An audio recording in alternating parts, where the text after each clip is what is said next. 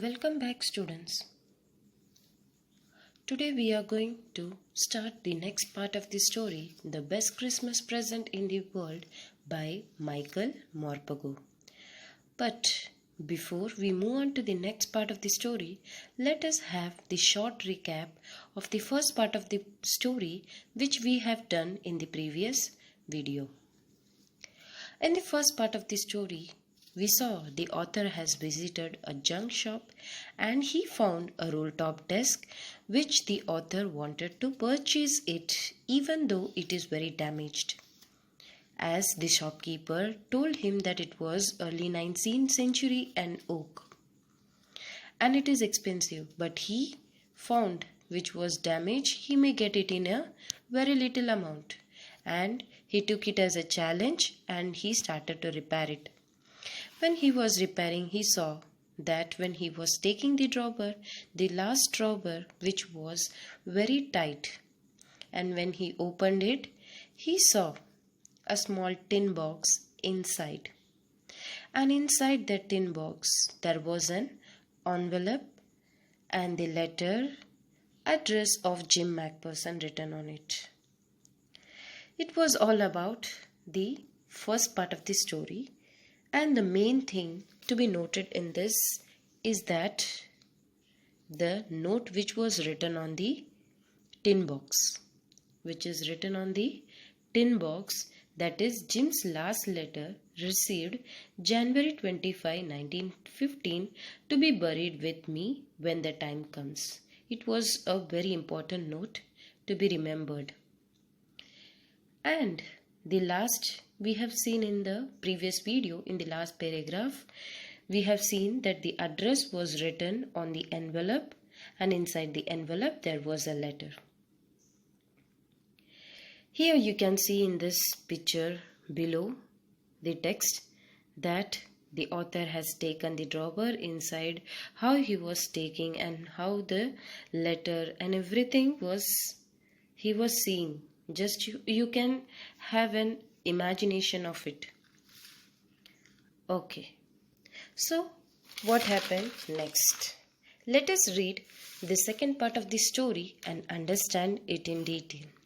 In second part, it discussed about what had written on the letter by Jim McPherson to his wife Connie McPherson, which the author started to read. See here the letter looks somewhat like this on the date, written as on 26 December 1914. You can see below on the image also. So let us move on the text. So now see there. Dearest Connie, I write to you in a much happier frame of mind, because something wonderful has just happened that I must tell you. So here you can see that, dearest Connie, that this letter has been written by Jim McPherson to his wife, Connie McPherson, addressing him. We can say that Connie McPherson is very dearest to Jim McPherson, and here that I write, in this I refers to Jim McPherson, who had written this letter in a very happy mood, that something happened which was so wonderful that Jim wanted to share with his wife very eagerly through a letter. Now see the next text. You about once. We all were standing in our trenches yesterday morning, Christmas morning. It was crisp and quite all about, and as beautiful a morning as I have ever seen, as cold and frosty as a Christmas morning should be. So he was telling that they were all standing on the trenches. Trenches, which means the long deep ditches of ground which the soldiers hide themselves not to be seen to the opposite what? opposite team, or we can say that the opposite enemy, which is on the war. So, but what happened on that time? Jim Macpherson saw that it was very clear, it was very quiet, and it was like very cold and fresh breeze and everything, that as usual he saw the Christmas day. It was a Christmas day, and the morning it was very clear, as if he was saying that there is no war between anybody. It was very clear there. Where the soldiers yesterday morning, we can say that as it was the Christmas morning. He saw that as it was a Christmas morning. I should like to be able to tell you that we began it, but the truth I am ashamed to say is that Fritz began it. First, someone saw a white flag waving from the trenches opposite. Then they were calling out to us from across no man's land. Happy Christmas, Tommy, Happy Christmas. When we had got over the surprise, some of us shouted back, Same to you, Fritz, same to you. I thought that would be that. We all did, but then suddenly one of them was up there in his grey coat and waving a white flag. Don't shoot, lads. Someone shouted, and no one did. Then there was another Fritz up on the parapet, and another. Keep your heads down, I told the man. It's a trick, but it wasn't. So in this paragraph, we can see that the author, we can say that the Jim Macpherson is little bit ashamed of himself, because as he was writing this letter to his wife, he wanted to tell that he was the person to share a good view or to shake the hands the enemy, but they were not did that.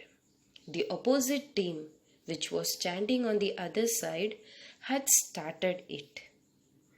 As they were wishing them as Happy Christmas, Tommy, Happy Christmas, with waving the white flag from the opposite trench. They came forward in the no man's land to tell the Tommy, Happy Christmas, Happy Christmas. So here, the two words, Fritz and Tommy. Fritz, which means a nickname given to German soldiers, and Tommy is the nickname of British soldiers. So here we come to know that Jim Macpherson belonged to Tommy, the British soldiers. And here next what happened? The Fritz came forward waving the white flag. But one of the soldiers of the British shouted, Don't shoot the man who is coming forward. But to the shock that no one did that. British soldiers put their heads down, thinking that it might be a trick to attack them. But it was not like that. I think so. I hope that till here you have understand the story. Okay, let's move on to the next paragraph. One of the Germans was waving a bottle above his head. It is Christmas Day.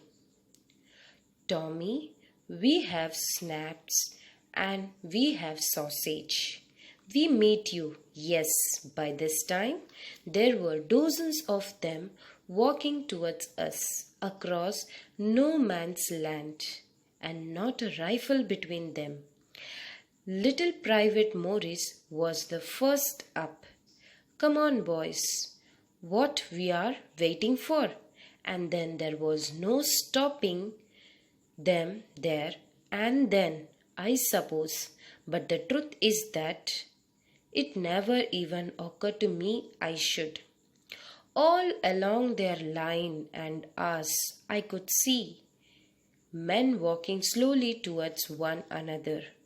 Grey coats, khaki coats meeting in the middle, and I was one of them. I was part of this. In the middle of the war, we were making peace. So, here in this paragraph, Jim saw that one of the German was waving a bottle on his head and calling the British soldiers on the no man's lands. No man's lands is a land where the border place will be there of both of the country, which is not owned by both the countries, where it is a space we can say that it is none of both. We can say this country or that country, the space between both the country, we can say the border space. So in that space of area, the German soldier is calling British soldiers to have a Christmas day together with waving their bottle on their head. The Christmas together by sharing their snaps and sausages. Snaps is a strong alcoholic drink, and sausage is a minced, we can say that the minced meat will be there within cutting of pieces, and it can be fried.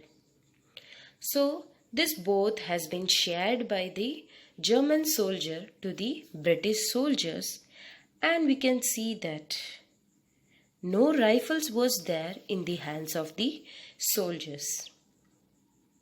One of the German soldier, little Private Morris, was the first stood up and invited all the British soldiers to come forward, and there was no one stopping them there. He started to tell that there was no one stopping them to celebrate the Christmas. Just come on, boys, just celebrate the Christmas. Jim might have stopped their soldiers as a captain, but he was unable to do it because he saw that both the soldiers of British and Germans wearing khaki and grey coats respectively, walking slowly together, shaking their hands. Here, British soldier is wearing a khaki coat and German soldier is wearing a grey coats as their uniform. So Jim was also mingled in that as a part of it, because he thought that what is the war between both the people and what it will get to us. So he also started to mingle with the soldiers, and he was also a part of it by sharing the snaps, sausages and shaking the hands together. Here we can see that the soldiers of both the Germans and British were making peace in the middle of the war. So, what is that happening over here? In the place of war, both the opposite, we can say that opposite soldiers were sharing their Christmas day very happily. So I will continue